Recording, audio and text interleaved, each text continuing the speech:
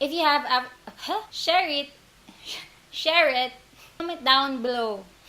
Please comment down below.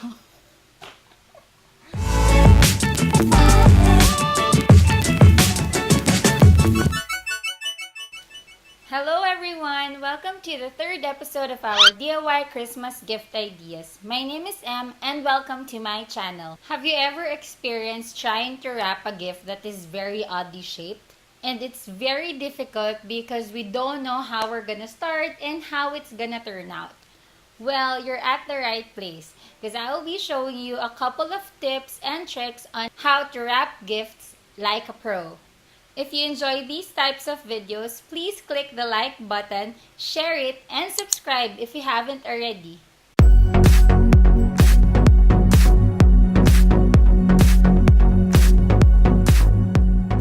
I will show you a couple of easy ways on how you can wrap your gifts this Christmas.